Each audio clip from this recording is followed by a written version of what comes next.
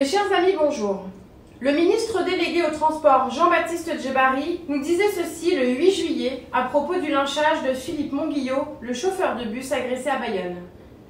Je cite, « Les incivilités sont quotidiennes malheureusement dans les transports aujourd'hui. » Depuis, Philippe Monguillot est décédé à la suite de ses blessures. Le 4 juillet, c'est la jeune Mélanie Lemay, gendarme, qui meurt fauchée à plus de 130 km/h. Le chauffard tentait d'échapper à un contrôle routier à Pont-Sainte-Marie, dans le Lot-et-Garonne, alors qu'il roulait sans permis et transportait de la cocaïne. Là encore, Mélanie Lemay aura eu un bel hommage national, mais rien n'arrêtera la cause initiale, la violence qui gangrène notre territoire.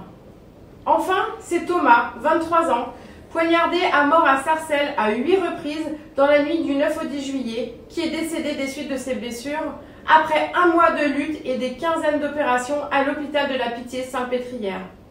Son agresseur venait d'être libéré de prison. Malgré le remaniement et l'arrivée du nouveau garde des Sceaux Éric Dupond-Moretti, qui au passage est adoré des délinquants qui ont d'ailleurs scandé son nom et l'ont acclamé lors de sa visite d'un établissement pénitentiaire, le gouvernement Emmanuel Macron laisse la France sombrer peu à peu. Après la mort tragique de George Floyd, nous avons eu le droit aux nombreux sermons de bobos pseudo-artistes, chanteurs ou acteurs.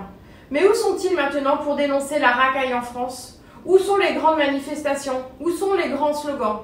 Ils ne sont pas là, car pour eux ce sont des faits divers sans importance, ou des incivilités comme le dit si bien le ministre Djebbari.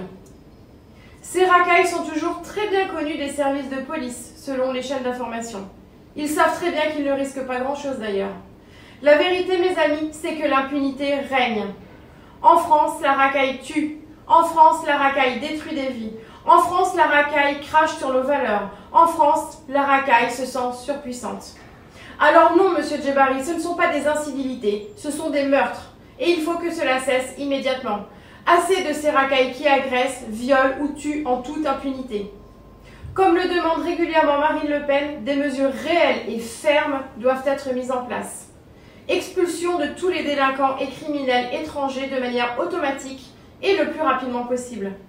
Stoppons les remises de peine automatiques qui laissent les délinquants récidiver. Durcissons les peines pour les récidivistes et arrêtons tous ces rappels à la loi qui ne servent strictement à rien.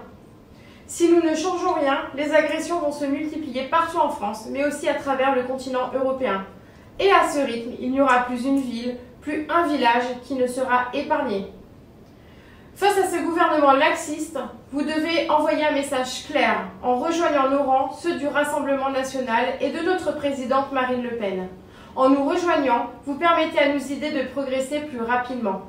Ne baissons jamais la tête. Je vous remercie.